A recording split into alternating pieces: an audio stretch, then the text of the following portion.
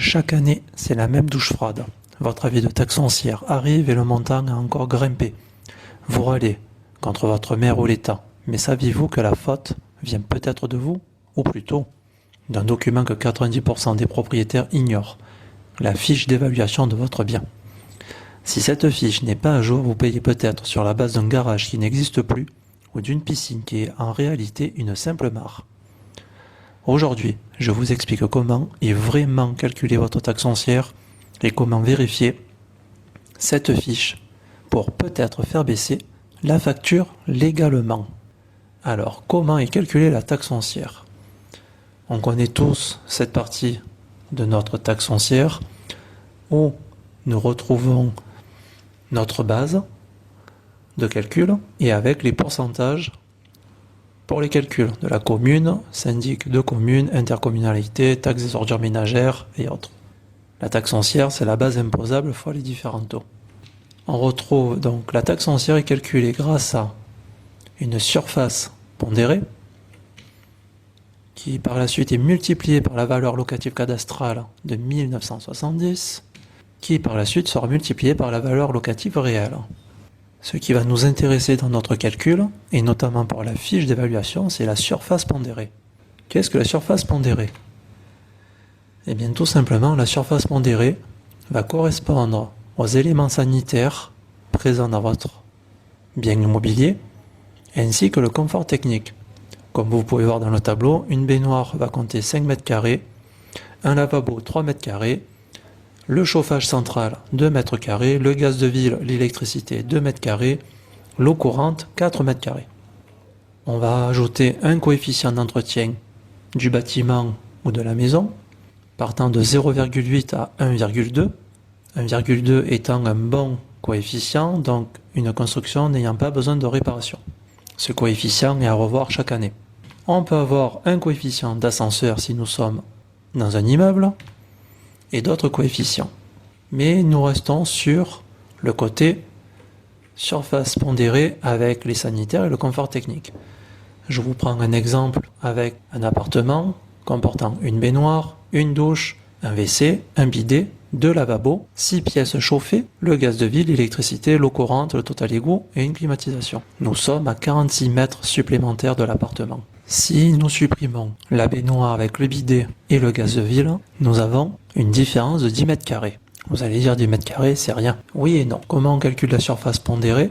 On a la surface du bien qui fait 100 mètres carrés, le total des autres coefficients, là par exemple un coefficient de 1,2 pour un bien n'ayant pas besoin de travaux et un coefficient de 0,05 pour l'ascenseur. Donc on a déjà une surface de 120 mètres carrés, plus les équipements, on arrive à 171 mètres carrés total pondéré. On enlève les éléments de tout à l'heure, on tombe à 161 mètres carrés. Donc 10 mètres carrés, toujours pareil, retrait de baignoire, bidet et gaz de ville. Comment est calculée la valeur locative cadastrale?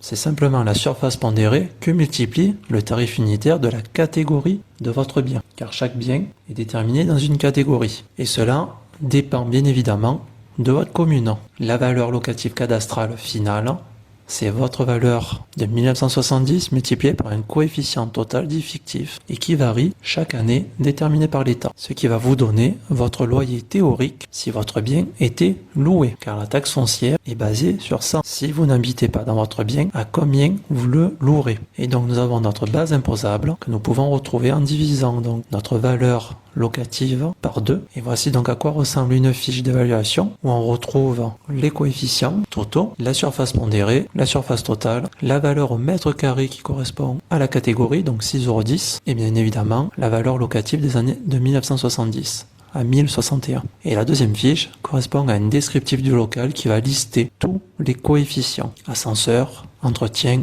et autres qui existent. Pour apporter une modification à votre fiche d'évaluation, il faudra remplir la fiche H2 et la renvoyer au service des impôts par votre session en ligne privée. Voici un exemple de mise à jour et notamment une réponse venant des impôts pour un appartement avec un retrait d'une baignoire, d'un bidet et du gaz, donc 10 mètres carrés de moins en surface pondérée, cela représente 192 € d'économie. La taxe foncière a été baissée de 192 €.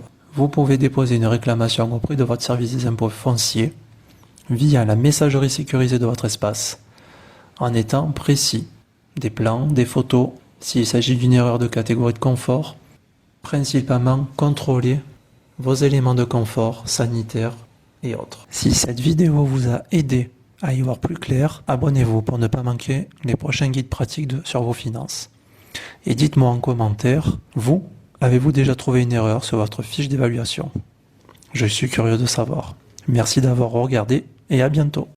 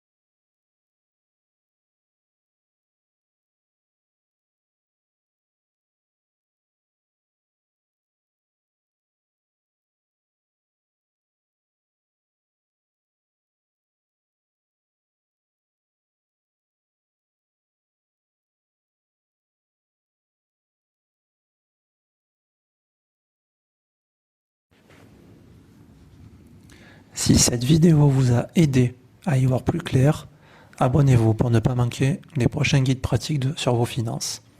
Et dites-moi en commentaire, vous, avez-vous déjà trouvé une erreur sur votre fiche d'évaluation? Je suis curieux de savoir. Merci d'avoir regardé et à bientôt.